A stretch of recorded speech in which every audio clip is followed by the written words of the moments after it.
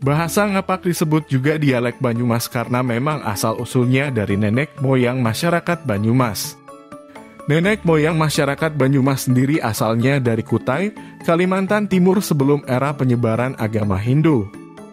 Berdasarkan catatan sejarawan Van der Molen, abad ketiga sebelum Masehi, orang-orang dari Kutai mendarat di tanah Jawa.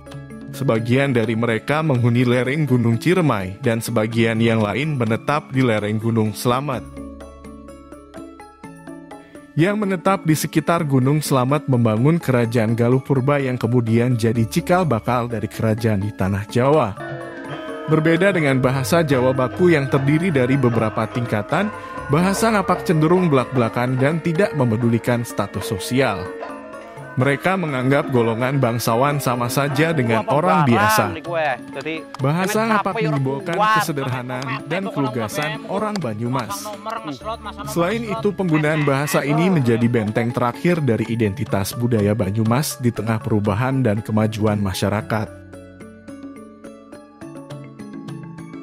Budaya yang mengedepankan kesetaraan itulah yang membuat kekuatan solidaritas dan kerukunan terjalin pada masyarakat Banyumas. Jawa Tengah yang saat itu dikuasai Kesultanan Mataram Islam memiliki kebiasaan untuk penerapan pendisiplinan perilaku dan bahasa yang dimiliki oleh rakyatnya.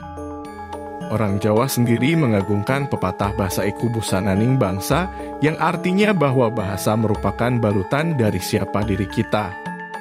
Bahasa Jawa dikenal dengan penuturan bahasa yang berjenjang bergantung lawan bicara yaitu kromo dan woko. Di samping itu, bahasa bagi orang Jawa adalah tentang bagaimana tutur kita mewakili sikap dan alam berpikir kita. Rakyat diharuskan menggenggam simbol, tata krama, unggah-ungguh sebagai simbol kekuasaan kerajaan.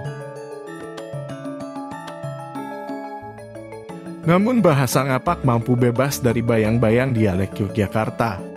Menurut buku Banyumas Sejarah Budaya dan Watak yang ditulis Budiono Rusatoto, lokasi daerah berbahasa Ngapak yang jauh dari pusat kekuasaan membuat budaya yang ada di masyarakat masih jarang yang terpengaruhi budaya Ninggat.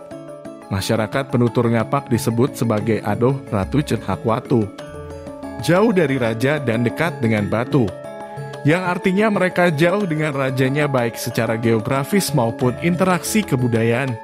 Hal ini membuat kultur bahasa yang dibentuk oleh kerajaan tidak banyak masuk ke wilayah Banyumas dan Kedu. Ngapak tetap berjaya di rumah sendiri. Struktur ini berpengaruh pada laku budaya mereka. Ngapak adalah bahasa Jawang Boko Jawa Dwipa, sebuah aliran Jawa murni yang berada di strata 6 tingkat di bawah bagongan yang dituturkan kalangan bangsawan. Aksen ini membuat bahasa Ngapak terkesan kasar dan tidak menaruh rasa hormat. Lain seperti bahasa Jawa Yogyakarta yang terkesan halus dengan unggah-ungguh yang telah diatur. Justru bahasa Ngapak seperti Banyumasanlah yang disebut sebagai bahasa Jawa yang masih murni. Ngapak masuk ke dalam Jawa Dwipa atau Ngokolugu. Dalam kesusastraan Jawa, bahasa Banyumasan dianggap sebagai bahasa Jawa murni